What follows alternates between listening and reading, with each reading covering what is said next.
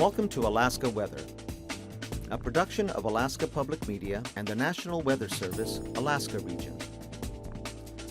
Produced and broadcast daily from the studios of KAKM, Alaska Weather provides complete forecasts, public, marine, and aviation for all of Alaska. Alaska Weather is made possible by the following sponsors.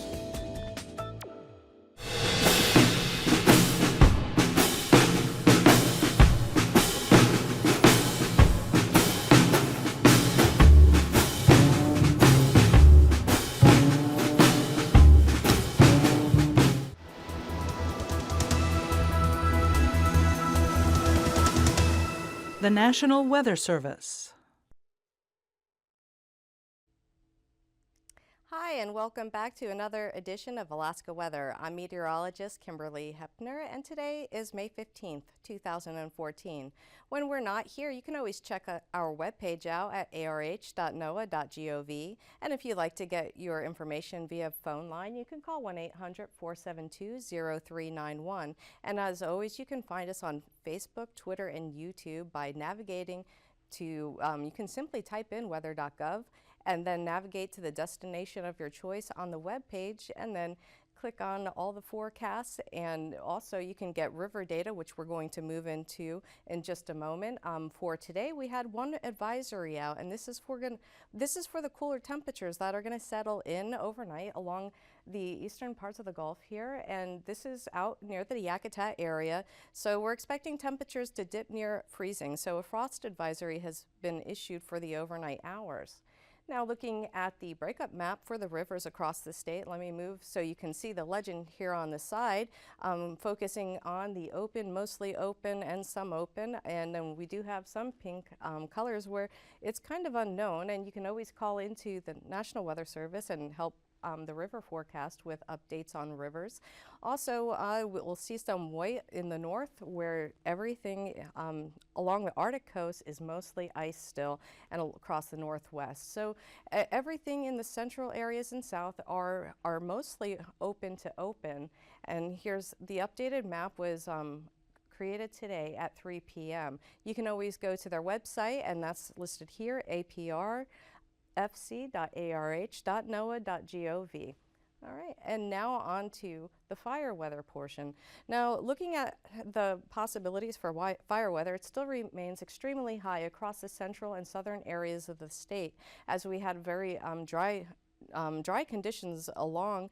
Even the Gulf coastal areas are experiencing extremely high fire danger. So we're going to continue to watch this as we go into the first part of the weekend. This is going to be on the change, because in just a moment we'll cover your forecast heading into the weekend. We're going to have one more warm day, I'll let you know, across the south before we see changes along the southern tier of the state. Now, just looking out to the west, across the Aleutian chain here near Shemya, there's really nothing but ridging from Shemya across the Aleutians towards the Alaska Peninsula, mainly just clouds streaming on around the high pressure. So I'll put this into motion, and you can see there's just very jagged, low to mid-level clouds, not really well picked up on the infrared satellite that I have on here, but you can get the overall idea. It's just a very weak, strongly developed storms out to the west moving. Now closer to home, I have a satellite map up here, and I'm just going to tell you that in just a moment when I put this into motion, you're going to see a very large area of white flash onto the Gulf of Alaska. We do have a lot of low clouds along the Gulf of Alaska making it towards Kodiak Island. No major systems here, just ridging across the southern areas of the state that are actually clear, and the southwest and eastern Bering are mostly clear. So let me put this into motion, and you'll see the area of low clouds and fog that have popped up into the Gulf. And this is all across most of the Gulf, and with fog at the lowest levels creeping into the western part of the Gulf, including Kodiak Island. The northwestern tier and the northern parts of the state are covered in clouds, and across the southern areas of the state, they've cleared out with high pressure moving into the British Columbia area. So let me put this into motion one more time, and you can see that we have the clouds in the south, a little bit of break across the south and south central areas with clouds to the north. Now here's the map from today. Here's a very weak low pressure. It's just moving westward from the Dixon entrance area. Here's the clouds that are pushing over towards Kodiak, patchy fog noted here. Relatively quiet conditions. The pressure gradient has relaxed, so no main wind threats across all of the south and southwest and through the peninsula. Very, very light winds in these locations. Along the north, we have a cold front that's draped on the Arctic coast back towards the northwest. Some light snow showers were occurring along the eastern Beaufort Sea coast this afternoon, and then across the Bering Strait, just mainly cloudy conditions, colder temperatures right along the Seward Peninsula, and transitioning to warm where the clouds were still clear across the southwestern areas. Now the high pressure across the eastern parts of the Bering, this is bringing the cloud cover up, and there's low clouds and stratus all across the Bering, and a colder air mass exists all the way back down towards the eastern parts of Russia. So we're definitely in a transitional area here where it's very, very warm across the eastern Bering to much cooler temperatures across the west. Now as we head into your forecast for tonight, high pressure is going to stay planted and just shift a little bit further to the west in the Bering. So low clouds and fog all across the Bering is expected. Some light shower activity along the western Bering as weak waves are moving down from low pressure that's sitting in eastern Russia. Have a little bit more snow shower activity along the northwestern coast for the overnight hours. A wave of energy is going to move on across the northern tier of the state, but the surface boundary is going to stay right along the northern coast. We'll see a possible changeover to light rain, scattered showers just south of the Brooks Range, and then along the western coastal areas expect fog to start creeping in along the coast. The areas in the Bristol Bay haven't seen any fog this afternoon, but that can creep in by tomorrow morning, including the Kuskokwim Delta area. Now the fog sitting in the Gulf will also shift a little bit further to the west towards Kodiak Island. Low clouds and stratus as this low pressure system kind of continues that movement of the moisture towards the west. Across the southern areas, very cool temperatures with the ridge sitting just north of Yakutat. The coldest air mass is going to reside in this area, so look for temperatures near freezing, and then temperatures cooler as well as we have cleared out the skies across the southern areas of the state. The central areas, some clouds will be on the increase overnight, but should moderate to just above normal overnight low temperatures. Now, as we head into your forecast on Friday, there is a pattern shift that is going to be starting on Friday. This cold front along the northern coast is going to dip a little bit further south towards the Brooks Range, bringing additional chances for snow and possibly seeing a couple inches of snow from the Brooks Range towards the northern coast. So summer's not over yet, and still chances of snow in the forecast, and we have light rain showers that are possible as we head later in the day on Friday south of the Brooks Range, and then across the western areas of the state. Fog will slowly clear out along the coastal locations, but stay socked in across much of the Bering as we have high pressure with lighter showers possible across the western parts of the Bering.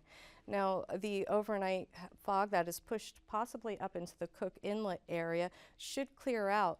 With the offshore flow, high pressure inland, we'll have offshore flow in these locations, and therefore we'll see some gusty winds across the Prince William Sound area, especially near Whittier. Expect some strong winds with gusts up to 45 miles per hour near Whittier, and then northerly flow offshore for Seward will be gusting between 30 and 35 miles per hour with a sustained wind around 20 miles per hour.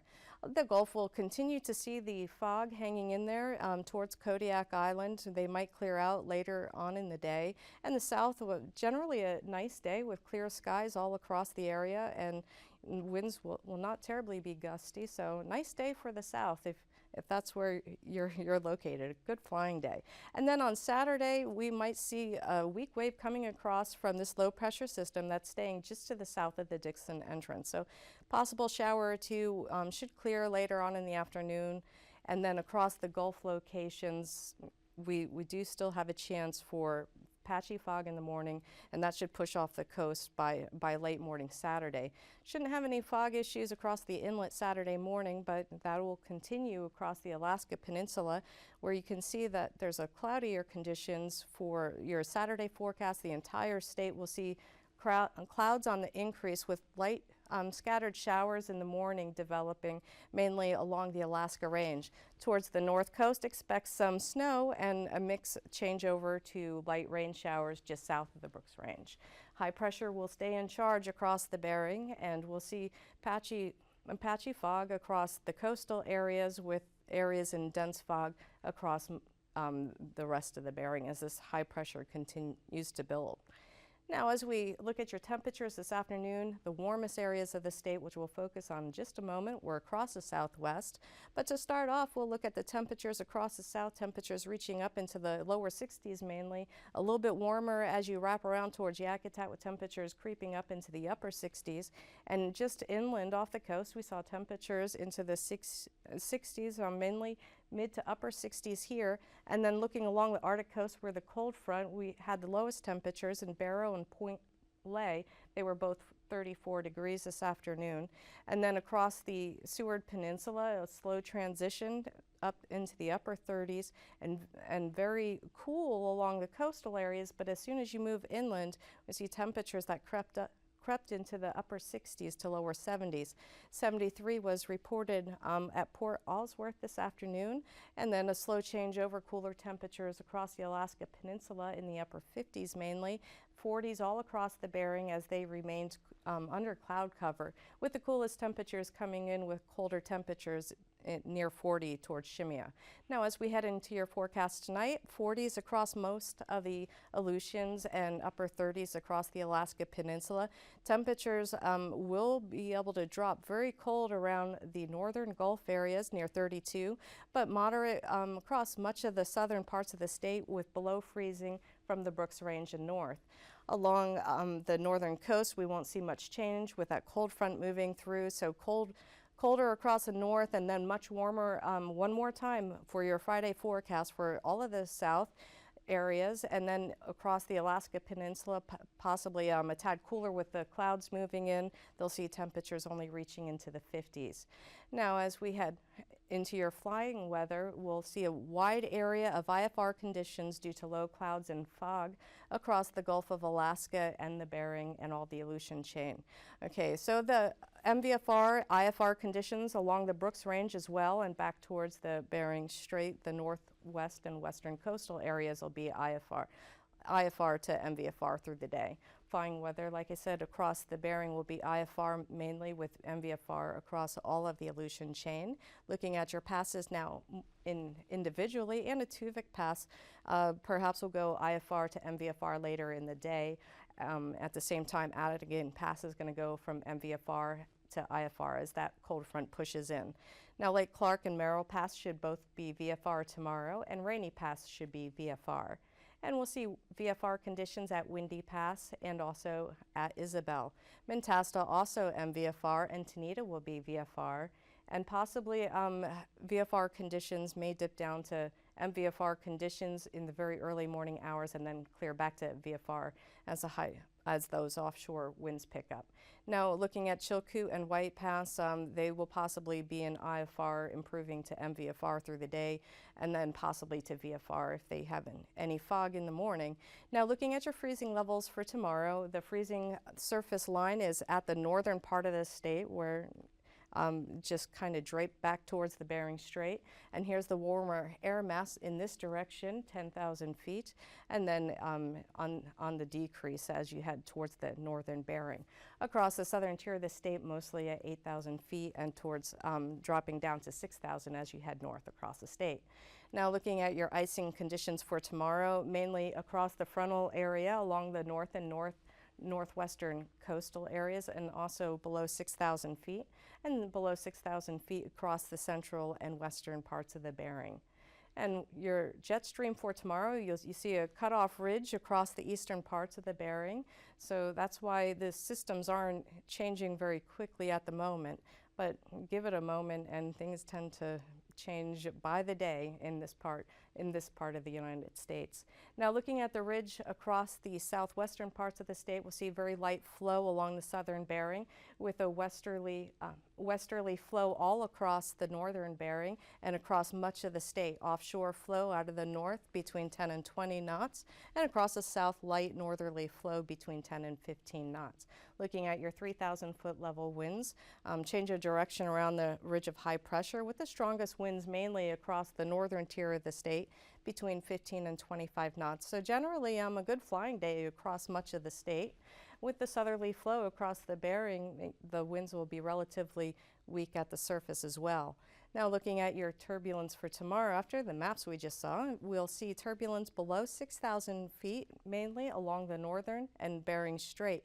That's where the front is going to be and cause the most problems for your day tomorrow. Now in just a moment, we'll be back with your marine forecast.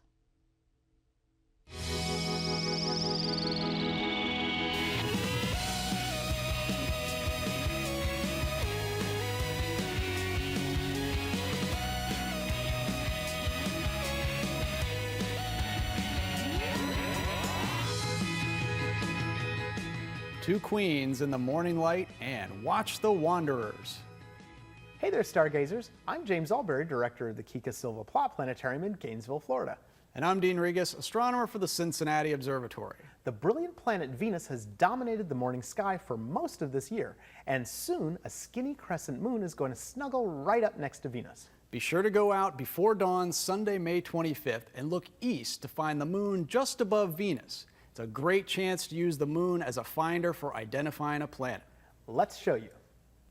Okay, we have our sky set up facing east before dawn next week. And almost exactly due east, about a fist above the horizon, you'll easily spot a very bright point of light, the planet Venus.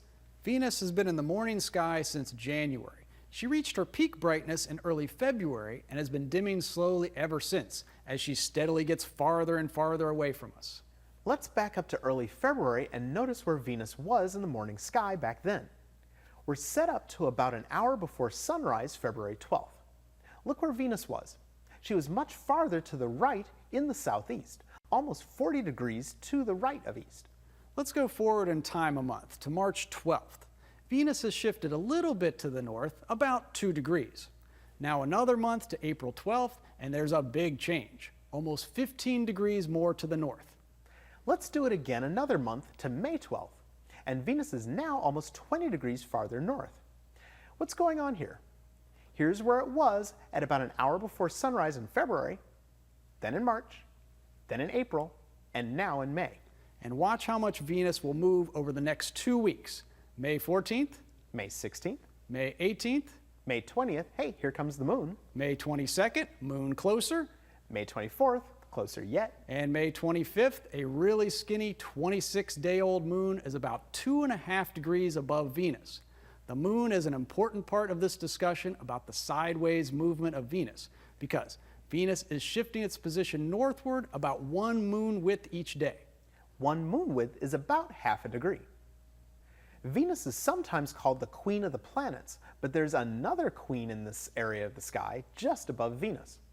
Look up and to the left of Venus in the pre-dawn sky over the next few weeks, and you'll easily pick out the zigzag W of stars that marks the queen, Cassiopeia. Now, when we say the word Cassiopeia, we can mean several different things. It could refer to these 5 stars making a kind of W in the sky. Or it could mean the astronomical constellation Cassiopeia, which is a weirdly shaped box in the sky that looks like this. Remember that astronomical constellations are arbitrarily defined areas of the sky. They are not all the same size or shape, and they can be really confusing. It's also important to remember that the official constellations that astronomers use were developed for mapping the sky and were not defined until 1930.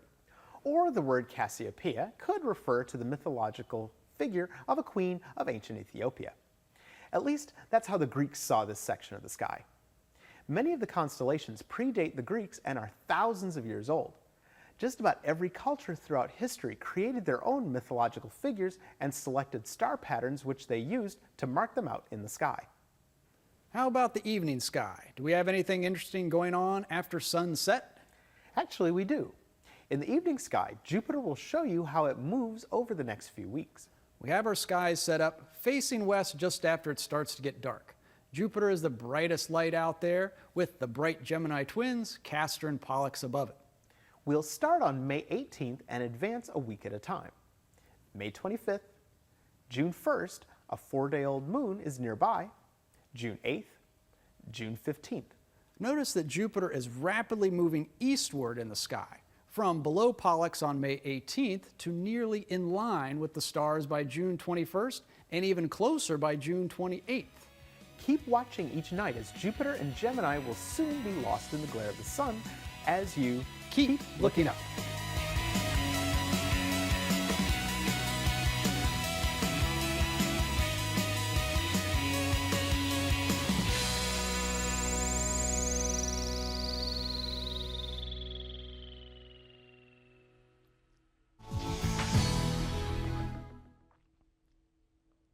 All right, welcome back to the show. We're now going to move on to your marine forecast and a quick summary of the weather to follow in the next few days. All right, looking at your Friday marine forecast across the south, we're going to have a southerly flow mainly across much of the area until you get towards the Dixon entrance, where it turns out of the southeast here. And the winds will be between 15 and 20 knots on Friday, with inner channels. We'll see 4-foot seas here and 5-foot seas across the outer waters. Now, as we head into your Saturday forecast, a little bit change in store, mainly out of the south and southeasterly direction, a little bit onshore flow towards the Lynn Canal. And then we'll see wind speeds between 10 and 20 knots, so all under small craft at least, and seas will be between 3 and 4 foot across the inner channels and around 5 feet across the outer waters.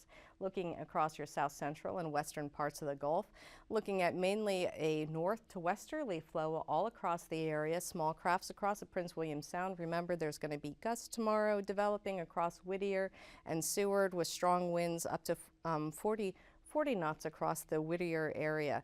Now, the seas across the Gulf areas will be between 4 to 5 foot, and then for the Shelikof Strait and towards the Barren Islands, expect seas between 3 to 4 foot, and then the northerly flow across the southern Cook Inlet at 10 knots here. And then we go into your Saturday forecast. Everything changes out of the north and northwesterly direction with stronger winds across the western Gulf, Shelikof Strait and Barren Islands. Gale criteria just to the east of the Barrens at 35 knots and to the west at 40 knots. Across the Prince William Sound area, lighter winds, and in the northern Gulf at 10 to 15 knots. The Cook Inlet, the northern areas will see 10 knots out of the northwest. And then as we look over to the Alaska Peninsula, lighter wind speeds with the high pressure across the eastern parts of the Bering, all out of the north mainly at 15 knots, with seas across the Bering side 3 feet and 4 to 5 foot seas across the Pacific.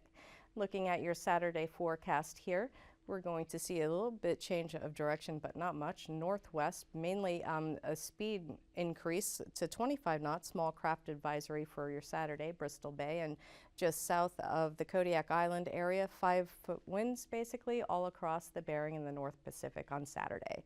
And looking at your forecast for the Aleutian chain, we're going to see mainly a 10 to 20 knot wind all across the area, and an easterly to north direction across the eastern and central Aleutians, with a change of direction out of the southeast across the western going towards the western Aleutians. Seas for Friday are going to be between 3 and 5 feet on the Bering, and towards the western Aleutians and Pacific side should see seas between 5 and 6 foot. Now, on your Saturday forecast, winds will be stronger across the western Aleutians, picking up to 30 knots. Small craft advisory for Saturday for the western Aleutians, and then we'll see a northeasterly flow across the central and eastern Aleutians between 15 and 20 knots. Seas will be between 3 to 5 feet, except out towards Shimia, where seas can be as high as 9 feet. Now, looking at your eastern part of the Bering and west coastal areas, looking at 15 to 20 knot winds, all mostly out of the southwest and westerly direction, and seas will be between 4 and 6 feet, with 3-foot seas near the St. Paul Island, St. George Island locations. And then on Saturday, very Light winds again across the Pribilof Islands with 2-foot seas. Along the western coast, the northern Bering, we'll see winds picking up just a little bit, 15 to 20 knots, although we'll have small craft advisory south of Nunivak Island at 25 knots out of the northwesterly direction. Looking at your northern coastal locations, look at a southerly flow across from Kotzebue Sound and north towards Point Ley. We'll see between 15 and 25 knots brisk winds as you round towards the Arctic coast, between 20 and 25 knots all out of the west locations for the north. Now Saturday, heading into your forecast, looking a little bit lighter across the Arctic coastal areas between 10 and 15 knots, keeping a 20-knot flow out of the west and northwest all across the western locations. Now let's recap your forecast one more time for tonight. We'll see possible foggy conditions creeping in towards the western coastal areas, Bristol Bay, closer to the morning hours. Fog all across the western areas and all along the northern locations as well, with some light snow occurring along the coastal locations, and just below the Brooks Range you'll see possibly light rain and snow as an upper level waves moves through. Coldest temperatures across the northern parts of the Gulf near Yakutat, just at or just below freezing, with temperatures dropping into the upper 30s, lower 40s for the southern areas. Fog will possibly creep up into the Cook Inlet and across Kodiak Island and all of the Gulf locations. Warmer temperatures across the south. For your overnight temperatures, and as we head into Friday, temperatures will be warm through the south, with colder temperatures starting to creep down towards the Brooks Range area and towards the west. Now as we head into the latter part of, or the first half of your weekend, look for a change with cooler conditions and cloudier conditions on their way towards the southern parts of the state. We'll see light rain and mix of snow towards the central areas and snow at the northern coast. Well, I hope you come back for our tomorrow's show, as we'll be showing the first part of your weekend. Have a great night. These forecasts are to be used for planning purposes only. Call 1-800-WX-BRIEF for a formal pre-flight briefing.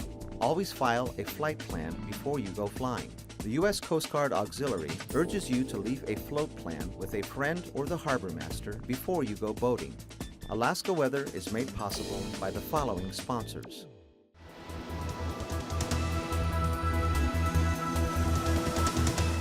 The National Weather Service.